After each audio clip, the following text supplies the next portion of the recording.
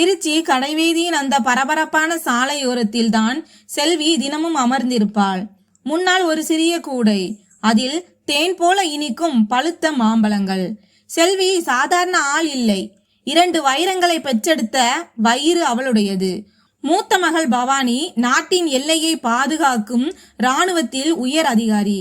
இளைய மகள் பிரியா அதே மாவட்டத்தின் கலெக்டர். செல்விக்கு தனது மகள்களை நினைத்தால் அப்படி ஒரு கர்வம். யாராவது உன் பொண்ணுங்க என்ன பண்றாங்க என்று கேட்டால் போதும், பெருமையுடன் சொல்வாள், ஒருத்தி நாட்டை காப்பாத்துறா, இன்னொருத்தி இந்த மாவட்டத்தையே காப்பாத்துறா என்று. ஆனால் இவ்வளவு பெரிய அந்தஸ்து இருந்தும் உழைத்து வாழ்ந்த உடம்பு சும்மா இருக்க விடவில்லை. மகள்களுக்கு தெரியாமல் அவ்வப்போது கடைவீதிக்கு வந்து மாம்பழம் விற்பது செல்வியின் வழக்கம். எல்லாம் சீராகத்தான் போய்கொண்டிருந்தது அந்த சம்பவம் நடக்கும் வரை. திடீரென ஒரு ராயல் என்ஃபீல்டு புல்லட் அந்த இடத்தில் வந்து நின்றது. அதிலிருந்து இறங்கியவன் இன்ஸ்பெக்டர் கதிர். அதிகார போதை தலக்கேறிய முகம். பைக்கை ஓரமாக நிறுத்திவிட்டு நேராக செல்வியின் கூடை அருகே வந்து நின்றான். எதுவும் பேசாமல் கூடையிலிருந்து ஒரு பழத்தை எடுத்தான். சட்டென்று கடித்து தின்றான். செல்வி பயந்து கொண்டே, ஐயா, பழம் நல்லா இனிப்பா இருக்கும், 1 கிலோ போட்டு தரட்டுமா என்று கேட்டாள். கதிர் ஆணவத்துடன், போடு 1 கிலோ என்றான். செல்வி நடுங்கும் கைகளுடன் பழங்களை எடை போட்டு ஒரு பையில் போட்டு கொடுத்தாள். பையை வாங்கிய கதிர் மீண்டும் ஒரு பழத்தை எடுத்து அங்கேயே கடித்து துப்பினான்.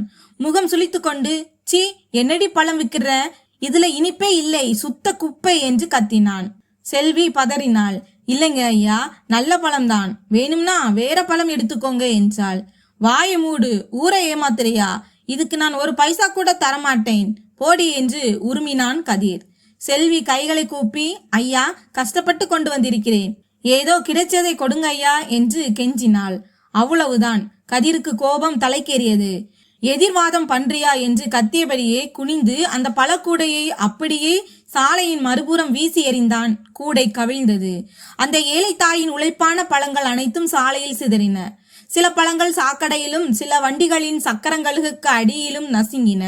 செல்வி உறைந்து போனாள். கண்கள் கலங்கின. அவளுடைய உழைப்பும் மரியாதையும் அந்த சாலையில் நசுக்கப்படுவதை போல உணர்ந்தாள். கூட்டம் கூடி வேடிக்கை பார்த்தது. ஆனால் காக்கி சட்டைக்கு பயந்து எவனும் வாய் திறக்கவில்லை. கதிர் மீசையை முறிக்கபடியே பைக்கை எடுத்துக்கொண்டு ஏதோ சாதனையை செய்துவிட்டதை போல அங்கிருந்து கிளம்பினான். கூட்டத்தில் யாரும் உதவ முன்வரவில்லை. ஆனால் அருகில் இருந்த ஒரு வீட்டின் மாடியில் நின்றிருந்த இளைஞன் தீபக் இதையெல்லாம் தனது மொபைலில் வீடியோ எடுத்துக் கொண்டிருந்தான். அவனுக்கு ரத்தம் கொதித்தது. சிறு வயது முதலே செல்வியை அவனுக்கு தெரியும். கதிர் போன பிறகு தீபக் யோசித்தான். செல்வியின் ஒரு மகள் இராணுவத்தில் இருக்கிறாரே என்பது அவனுக்கு நினைவுக்கு வந்தது. எப்படியோ கஷ்டப்பட்டு பவானியின் நம்பரை தேடி பிடித்தான். உடனே அந்த வீடியோவை பவானிக்கு அனுப்பிவிட்டு கீழே ஒரு வரியையும் டைப் செய்தான். அக்கா, இன்னைக்கு கடை தெருவுல உங்க அம்மாவுக்கு நடந்த கொடுமையை பாருங்க. பல்லாயிரம் மைல்களுக்கு அப்பால் பனி படர்ந்த இமயமலை. எல்லை ராணுவ அதிகாரி பவானி தனது துப்பாக்கியை சுத்தம் செய்து கொண்டிருந்தாள். போன் பொழித்தது. வீடியோவை பிளே செய்தாள். நொடிகள் நகர நகர பவானியின் முகம் சிவந்தது. கண்கள் அனல் கக்கின. இன்ஸ்பெக்டர் கதிர் தன் தாயின் கூடையை எட்டி உதைப்பதை பார்த்தபோது பவானியின் கைகள் நடுங்கின. தன்னையும் தன் தங்கையையும் படிக்க வைக்க தன் வாழ்நாளையே தியாகம் செய்த தாய் இன்று நடுத்தெருவில் அவமானப்பட்டு நிற்கிறாளே. பவானிக்குள் இருந்த வீராங்கனை விழித்து கொண்டாள். இப்போதே ஓடிப்போய் அந்த இன்ஸ்பெக்டரின் தோலை உரித்து விட வேண்டும் போல் வெறி வந்தது. மறுநொடியே அந்த வீடியோவை தனது தங்கை கலெக்டர் பிரியாவுக்கு அனுப்பினாள். உடனே தங்கைக்கு போன் செய்தாள். பிரியா கலெக்டர் அலுவலகத்தில் ஒரு முக்கியமான மீட்டிங்கில் இருந்தாள். அக்காவிடமிருந்து அழைப்பு வருவதை பார்த்தது மீட்டிங்கை நிறுத்திவிட்டு போனை எடுத்தாள். சொல்லுங்க அக்கா, எல்லாம் நலம்தானே? பவானியின் குரலில் ஆவேசம் தெரிந்தது. பிரியா, நான் ஒரு வீடியோ அனுப்பியிருக்கேன், இப்பவே பாரு என்றாள். பிரியா போனை ஹோல்டில் போட்டுவிட்டு வாட்ஸ்அப்பை திறந்தாள். அந்த வீடியோவை பார்த்ததும் கலெக்டருக்கே பூமி அதிர்வது போல் இருந்தது. தான் உயிராக மதிக்கும் தாய் ஒரு சாதாரண இன்ஸ்பெக்டரால் சாலையில் அவமானப்படுத்தப்பட்டு அழுது கொண்டு இருக்கிறாள். பிரியாவுக்கு கண்ணீர் முட்டியது. ஆனால் அவள் ஒரு மாவட்ட ஆட்சியர், உணர்ச்சி வசப்படக்கூடாது.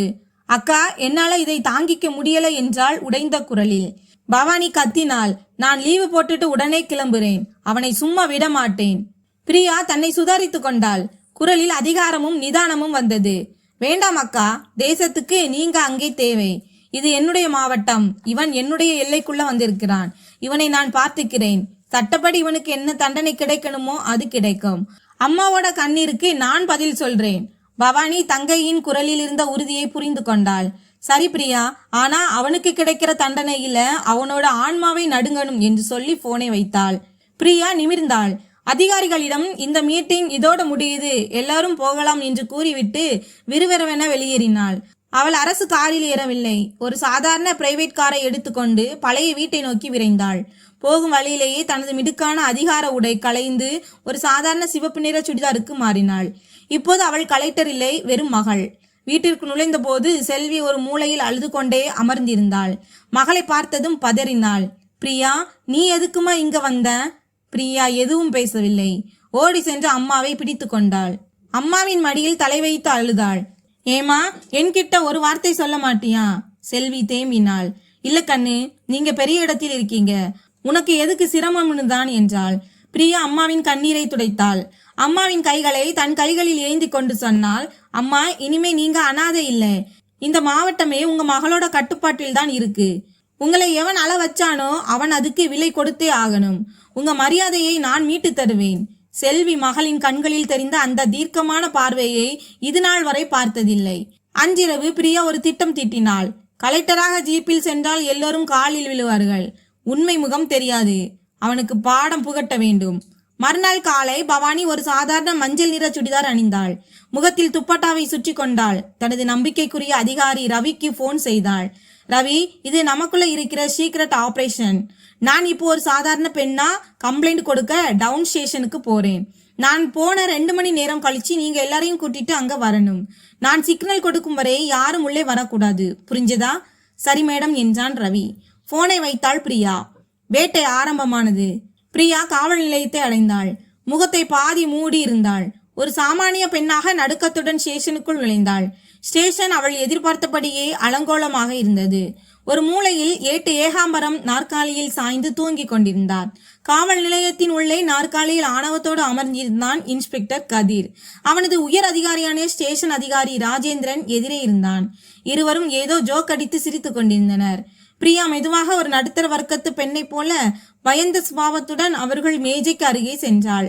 ஐயா, ஒரு புகார் கொடுக்கணும் என்றாள் மெல்லிய குரலில். ராஜேந்திரன் அவளை ஏற இறங்க பார்த்தான். என்னம்மா, யார் மேல புகார்? என்ன பிரச்சனை? நேத்து மார்க்கெட்ல இன்ஸ்பெக்டர் ஐயா எங்க அம்மாவை... இன்ஸ்பெக்டர் என்ற வார்த்தையை கேட்டதும் கதிர் நிமிர்ந்து பார்த்தான். பிரியாவை உற்று பார்த்தவன், ஏய், யாரை சொல்ற? எந்த இன்ஸ்பெக்டர் என்று அதட்டினான். நீங்க தான் ஐயா, நேத்து ஒரு வயசான பாட்டி மாம்பழம் வித்துட்டு இருந்தாங்களே, அவங்க கூடையை எட்டி உதைச்சிங்களே, நான் அவங்க பொண்ணுதான். பிரியா குரலில் நடுக்கத்தை வரவழைத்து கொண்டு சொன்னாள். இதை கேட்டதும் கதிரும் ராஜேந்திரனும் விழுந்து விழுந்து சிரித்தார்கள். ஓஹோ, அந்த பிச்சைக்காரி கிழவியோட மகளா நீ? ரோட்ல குப்பையை போட்டா உதைக்கத்தான் செய்வோம், இதுக்கெல்லாம் எஃப்ஐஆர் போட முடியாது, ஓடி போயிரு என்று ராஜேந்திரன் கத்தினான். பிரியா நிமிர்ந்து நின்றாள். இது சட்டப்படி தப்பு சார், நீங்க அதிகாரத்தை துஷ்பிரயோகம் பண்ணி இருக்கீங்க. ராஜேந்திரனுக்கு கோபம் வந்தது.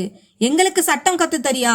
அரசாங்க வேலையை செய்யாவிடாமல் தடுத்தேன்னு சொல்லி உன்னை உள்ளே தள்ளிடுவேன், போறியா இல்லையா? பிரியா அசரவில்லை. புகாரை ஏத்துக்காம நான் போக மாட்டேன். வாக்குவாதம் முற்றிய அந்த வேளையில் ஒரு ஏட்டு மூச்சிறைக்க ஓடி வந்தான். சார், குமார் ஐயா வராரு. குமார் அந்த ஊரின் மிகப்பெரிய அரசியல் புள்ளி. ரவுடித்தனமும் அரசியலும் கலந்த கலவை. அவனை கண்டால் போலீஸே நடுங்கும். அவன் பெயரை சொன்னதும் கதிரும் ராஜேந்திரனும் சேரில் எறும்பு கடித்தது போல துள்ளி எழுந்தார்கள். சீக்கிரம் கேட்டை திறங்கப்பா என்று பதறினார்கள். வெளியே ஒரு வெள்ளை நிற கார் வந்து நின்றது. அதிலிருந்து வெள்ளை வேட்டி சட்டையில் மிடுக்காக இறங்கினான் குமார். ஸ்டேஷனுக்குள் நுழைந்ததும், என்னப்பா ராஜேந்திரா, வசூல் எல்லாம் பலமா இருக்கா? இன்னைக்கு எவனையாவது சிக்க வச்சியா இல்லையா என்று சிரித்து கொண்டே கேட்டான். போலீஸ்காரர்கள் இருவரும் கை கட்டி பல்லிழித்து கொண்டு நின்றனர். வாங்க ஐயா, எல்லாம் உங்க ஆசீர்வாதம். திடீரென குமாரின் பார்வை ஓரத்தில் நின்றிருந்த பிரியா மீது பட்டது. அவ்வளவுதான், அவன் முகத்தில் இருந்த சிரிப்பு அப்படியே உறைந்து போனது. நெற்றியில் வியர்வை வழிந்தது. அவனுக்கு தெரியும் அவள் யார் என்று. நேற்றுதான் புதிய கலெக்டரின் புகைப்படத்தை பார்த்திருந்தான். வேகமாக பிரியா அருகே சென்ற குமார் யாரும் எதிர்பாராத வகையில் கைகளை கூப்பி வணங்கினான். உடல் கூணி குறுகியது. வணக்கம் மேடம், நீங்க இங்க? எனக்கு ஒரு போன் பண்ணிருந்தா நானே வந்திருப்பேனே. அவன் குரல் நடுங்கியது. கதிரும் ராஜேந்திரனும் அதிர்ச்சியில் உறைந்து போனார்கள். என்ன நடக்கிறது இங்கே? ஒரு பலக்காரி மகளை பார்த்து ஊரே நடுங்கும் குமார் ஏன் கை கட்டி நிற்கிறான்? கதிர் மெதுவாக ராஜேந்திரனிடம், என்ன சார் நடக்குது இங்கே என்றான். அவனுக்கும் ஒன்றும் புரியவில்லை. அவர்கள் சுதாரிப்பதற்குள் காவல் நிலையத்திற்கு வெளியே சைரன் ஒலிகள் அலறின. ஒன்றல்ல ரெண்டல்ல வரிசையாக சிவப்பு விளக்கு சுழலும் அரசாங்க கார்கள் வந்து நின்றன. மாவட்ட எஸ்பி, டிஎஸ்பி, தாசில்தார் என மாவட்டத்தின் அனைத்து உயர் அதிகாரிகளும் புயல் வேகத்தில் ஸ்டேஷனுக்குள் நுழைந்தனர். நேராக சென்று பிரியாவுக்கு பின்னால் வரிசையாக நின்று சல்யூட் அடித்தார்கள். இப்போது ஸ்டேஷனில் மயான அமைதி. மின்விசிறி சுற்றும் சத்தம் மட்டுமே கேட்டது. இன்ஸ்பெக்டர் கதிர் மற்றும் ராஜேந்திரனின் தொண்டை வறண்டு போனது. கால்கள் நடுங்கின. எஸ்பி கோபத்துடன் கத்தினார். இன்ஸ்பெக்டர், ஒழுங்கா நில்லுங்க. நீங்க நிக்கிறது மாவட்ட கலெக்டர் திருமதி பிரியா ஐஏஎஸ் முன்னாடி. மாவட்ட கலெக்டர், அந்த வார்த்தை ஒரு அணுகுண்டை போல வெடித்தது. கதிருக்கு தலை சுற்றியது. நேற்று நாம் எட்டி உதைத்தது கலெக்டரின் அம்மாவையா? இப்போது நாம் அவமானப்படுத்தியது கலெக்டரையா? அவனது கண்கள் இருட்டி கொண்டு வந்தன. பிரியாவின் கண்களில் இப்போது நடுக்கம் இல்லை. ஒரு மாவட்ட ஆட்சியரின் அதிகாரமும் ஒரு மகளின் கோபமும் கொந்தளித்தது. அவள் இடி முழக்க குரலில் சொன்னாள், இன்ஸ்பெக்டர் கதிர் மற்றும் ராஜேந்திரன். அந்த பெயர்களை கேட்டதும் அவர்கள் ஆடி போனார்கள். பிரியா எஸ்பியை பார்த்தாள். எஸ்பி சார், இந்த 2 பேர் மேலேயும் உடனே வழக்கு பதிவு பண்ணுங்க. சீருடையை பயன்படுத்தி ஏழை மக்களை துன்புறுத்தினது, கடமையிலிருந்து தவறியதுன்னு கேஸ் போடுங்க. இப்போதே இவங்களை சஸ்பெண்ட் செய்யுங்க. டிபார்ட்மெண்ட் என்கொயரி வைங்க. மறுநொடியே போலீஸ்காரர்கள் இருவரின் தொப்பியும் பெல்ட்டும் கலற்றப்பட்டன. நேற்று வரை சிங்கமாக வலம் வந்தவர்கள் இன்று கூனி குறுகி நின்றனர். அரசியல்வாதி குமார் மெதுவாக, மேடம், சின்ன பசங்க தெரியாம பண்ணிட்டாங்க, மன்னிச்சு விட்டுடுங்க, நான் சொல்லி திருத்தி விடுகிறேன் என்று வழிந்தான். பிரியா அவனை திரும்பி பார்த்த பார்வை இருக்கிறதே. குமார் குலை நடுங்கி போனான். மிஸ்டர் குமார், இவங்க சின்ன பசங்க இல்ல, காக்கி சட்டைக்குள்ள இருக்கிற ரவுடிங்க. இவங்களுக்கு சட்டம் பாடம் புகட்டும். நீங்க இந்த விஷயத்தில் தலையிடாமல் இருக்கிறது நல்லது. இல்லைன்னா விசாரணை வளையம் உங்க பக்கமும் திரும்பும். குமாரின் முகம் வெளிரி போனது. இந்த புதிய கலெக்டரிடம் மோத முடியாது என்று புரிந்து கொண்டு அமைதியாக அங்கிருந்து நழுவினான். ஆனால் போகும்போது அவன் கண்களில் ஒரு வன்மம் இருந்தது. அதை பிரியா கவனித்தாள். மறுநாள் ஊர் முழுவதும் செய்தி பரவியது. கலெக்டர் மகள் தன் தாய்க்கு நியாயம் பெற்று தந்துவிட்டாள் என்று அனைவரும் கொண்டாடினர். ஆனால் ஆபத்து இன்னும் முடியவில்லை. அன்றிரவு பிரியா சாப்பிட்டுக் கொண்டிருந்த போது அவளது பர்சனல் நம்பருக்கு ஒரு அழைப்பு வந்தது. ஹலோ. எதிர்முனையில் கனத்த குரல். கலெக்டர் மேடம், ரொம்ப துள்ளாதீங்க. அந்த இன்ஸ்பெக்டர் எல்லாம் வெறும் பகடாய்க்காய் தான். ஆட்டம் இனிமேதான் ஆரம்பம். யார் பேசுறது? பிரியா அதட்டினாள். யாருடைய வாழுல மிதிச்சியோ அவன் பேசுறேன் என்று சொல்லி இணைப்பு துண்டிக்கப்பட்டது. அது குமாரின் வேலைதான் என்று அவளுக்கு புரிந்தது. அவன் சும்மா இருக்க மாட்டான். பிரியா உடனடியாக தன் தாயின் பாதுகாப்பிற்காக மஃப்டியில் 2 போலீசாரை நியமித்தாள். நாட்கள் நகர்ந்தன. எல்லாம் அமைதியாக இருப்பது போல் இருந்தது. ஆனால் அது புயலுக்கு முந்தைய அமைதி. ஒரு நாள் காலை செல்வி வழக்கம் போல் மார்க்கெட்டில் பழம் விற்று கொண்டிருந்தாள். திடீரென 3 போலீஸ் ஜீப்புகள் வந்து நின்றன. அதிலிருந்து புதிய இன்ஸ்பெக்டர் ஒருவன் இறங்கினான். அவன் பிரியாவுக்கு தெரியாதவன். நேராக செல்வியிடம் சென்றவன், எங்களுக்கு தகவல் வந்திருக்கு, இந்த பழக்கூடைக்கு அடியில் போதைப் பொருள் விற்கிறீங்களாமே, சோதனையிடுங்க என்றான். செல்வி பதறினாள். ஐயா, என்ன சொல்றீங்க? நான் அப்பாவே. அதற்குள் ஒரு போலீஸ்காரன் கூடையை கொட்டினான். பழங்களுக்கு அடியில் ஒரு வெள்ளை நிற பாக்கெட் இருந்தது. அதை தூக்கி காட்டி, சார் சிக்கிருச்சு என்று கத்தினான். ஊரை திரண்டது. கலெக்டர் அம்மா போதைப் பொருள் விற்கிறாங்களாம் என்ற வதந்தி காட்டு தீயாக பரவியது. செல்வி, ஐயா, இது எனக்கு தெரியாது ஐயா, யாரோ வச்சிட்டாங்க என்று கதறினாள். ஆனால் போலீஸ் அதை கேட்கவில்லை. அவளை ஜீப்பில் ஏற்றி சென்றனர். பிரேக்கிங் நியூஸ் அலறியது. மாவட்ட ஆட்சியரின் தாயார் கைது. இது குமாரின் மாஸ்டர் பிளான். பிரியாவை நேரடியாக எதிர்க்க முடியாது என்று தெரிந்து அவளது பலவீனமான அம்மாவை சீண்டியிருந்தான். இப்போது பிரியா தன் அதிகாரத்தை பயன்படுத்தி அம்மாவை விடுவித்தால் பதவியை தவறாக பயன்படுத்தினார் என்று பழி வரும். சும்மா இருந்தால் அம்மா ஜெயிலில் வாடுவார். இராணுவத்தில் இருக்கும் அக்கா பவானி போன் செய்தாள். பிரியா, நான் கிளம்பி வரேன், அந்த குமாரை நான் பார்த்துக்கிறேன் என்றாள். வேண்டாம் அக்கா என்று பிரியா தடுத்தாள். நாமளும் அவங்களை மாதிரி சட்டத்தை கையில் எடுத்தா அவங்களுக்கும் நமக்கும் என்ன வித்தியாசம்? இதுல ஒரு சதி இருக்கு, நான் அதை உடைப்பேன், சட்டப்படியே ஜெயிப்பேன் என்றாள். பிரியா உடனடியாக பத்திரிகையாளர் சந்திப்பை ஏற்பாடு செய்தாள். மைக் முன் நின்றாள். கேமராக்கள் மின்னின. என் தாய் மீது சுமத்தப்பட்டிருப்பது பொய் வழக்கு என்று எனக்கு தெரியும். ஆனால் சட்டம் எல்லோருக்கும் சமம். நான் கலெக்டர் என்பதற்காக என் தாய்க்கு சலுகை காட்ட மாட்டேன். சட்டம் தன் கடமையை செய்யும். அதே சமயம் உண்மை குற்றவாளி யார் என்பதையும் நான் வெளிக்கொண்டு வருவேன் என்று தீர்க்கமாக சொன்னாள். கூட்டம் முடிந்ததும் பிரியா அந்த இளைஞன் தீபக்கை வீடியோ எடுத்தவனை அழைத்தாள். தீபக், எனக்கு உன் உதவி வேணும். மார்க்கெட் உனக்கு அத்துப்படி. அன்னைக்கு அம்மா கூட கிட்ட சந்தேகப்படுற மாதிரி யாரெல்லாம் வந்தாங்கன்னு விசாரி. சின்ன துரும்பு கிடைச்சா கூட போதும். தீபக் களத்தில் இறங்கினான். 2 நாட்கள் தூக்கம் இல்லாமல் அலைந்தான். கடைசியில் ஒரு துப்பு கிடைத்தது. அருகில் இருந்த டீ கடை ஒன்றின் சிசிடிவி கேமராவில் முகம் தெரியாத ஒரு ஆள் செல்வி தண்ணீர் குடிக்க திரும்பிய இடைவெளியில் கூடைக்குள் அந்த பாக்கெட்டை வைப்பது பதிவாகி இருந்தது. ஆனால் முகம் தெளிவாக இல்லை. பிரியா அந்த காட்சியை பார்த்தாள். அந்த உருவம், அவனது நடை, அது வேறு யாருமல்ல, சஸ்பெண்ட் செய்யப்பட்ட இன்ஸ்பெக்டர் கதிர். பிரியா எஸ்பியுடன் சேர்ந்து ஒரு நாடகம் ஆடினாள். குற்றவாளியின் முகம் சிசிடிவியில் மிக தெளிவாக பதிவாகி உள்ளது. போலீஸ் அவனை நெருங்கிவிட்டது என்று ஒரு பொய்யான செய்தியை மீடியாவில் கசிய விட்டார்கள். இந்த செய்தியை கேட்டதும் குமாரின் கூடாரத்தில் பதற்றம் தொற்றிக் கொண்டது. குமார் உடனே அந்த கதிருக்கு போன் செய்தான். டேய், நீ மாட்டிக்கிட்ட, என்னையும் மாட்டி விட்டுருவ. போலீஸ் உன்னை பிடிக்க வராங்களாம். ஊரை விட்டு ஓடிரு, இல்ல உன்னை நான் கவனிக்க வேண்டியிருக்கும் என்றான். அந்த கதிரோட ரவுடி பயந்து போய் ஊருக்கு வெளியே இருந்த ஒரு பாழடைந்த மண்டபத்தில் பதுங்கினான். அவன் குமாரை சந்திக்க வர சொன்னான். பணம் வாங்கி கொண்டு தப்பியோட திட்டான். குமாரின் அடியாட்கள் அவனுக்கு பணம் கொடுக்க சென்றபோது பிரியாவும் எஸ்பியும் பெரும் படையுடன் அந்த இடத்தை சுற்றி வளைத்தனர். கையும் களவுமாக பிடிபட்ட ரவுடி தப்பிக்க வழி இல்லாமல் உண்மையை ஒப்புக்கொண்டான்.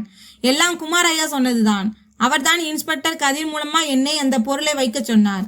வாக்குமூலம் வீடியோவாக பதிவு செய்யப்பட்டது. மறுநாள் காலை குமார் தன் வீட்டில் ராஜபோகமாக டீ குடித்துக் கொண்டிருந்தான். கலெக்டர் காளி என்று மணக்கோட்டை கட்டி கொண்டிருந்தான். திடீரென வாசலில் பூட்ஸ் கால்களின் சத்தம். குமார் எட்டி பார்த்தான். வாசலில் கலெக்டர் பிரியா, எஸ்பி மற்றும் துப்பாக்கி ஏந்த போலீஸ் படை. குமார் கையில் இருந்த டீ டம்ளர் நழுவி விழுந்தது. மேடம், என்னாச்சு என்று உளறினான். பிரியா மிடுக்காக உள்ளே நுழைந்தாள். ஆட்டம் முடிஞ்சது குமார், நீங்க வச்ச பொறியில நீங்களே சிக்கிட்டீங்க என்கிட்ட என்றாள். ஆதாரம் இல்லாம என்று அவன் இழுத்தான். எஸ்பி முன் வந்து, எல்லாம் இருக்கு மிஸ்டர் குமார், உங்க அடியாளு அந்த சஸ்பெண்டான இன்ஸ்பெக்டர் எல்லாரும் வாக்குமூலம் கொடுத்துட்டாங்க. இது உங்க மேல போடப்பட்டிருக்கிற அரஸ்ட் வாரண்ட். குமார் அலறினான். ஆனால் போலீஸ் அவனை தரதரவென்று இழுத்து சென்று ஜீப்பில் ஏற்றியது. அவனது அரசியல் சாம்ராஜ்யம் ஒரே நாளில் சரிந்தது. அன்று மாலையே நீதிமன்றம் செல்வியை நிரபராதி என்று விடுவித்தது. சிறைச்சாலை வாசலில் பிரியா காத்திருந்தாள். அம்மாவை பார்த்ததும் ஓடி சென்று பிடித்து கொண்டாள். தாயும் மகளும் ஆனந்த கண்ணீர் வடித்தனர். இனிமே நீ பழம் விற்க வேணாமா, என் கூடவே இரு, அதுதான் எனக்கு நிம்மதி என்றாள் பிரியா. சில நாட்கள் கழித்து அக்காவும் விடுமுறையில் வந்தாள். 3 பேரும் தங்கள் வீட்டில் மகிழ்ச்சியாக சிரித்து பேசிக் கொண்டிருந்தார்கள். நேர்மையும் தைரியமும் இருந்தால் எதையும் வெல்லலாம் என்பதற்கு அந்த வீடு ஒரு சாட்சியாக இருந்தது. இந்த கதை உங்களுக்கு பிடித்திருந்தால் வீடியோவை லைக் செய்யுங்கள், சேனலை சப்ஸ்கிரைப் செய்து கொள்ளுங்கள். நன்றி.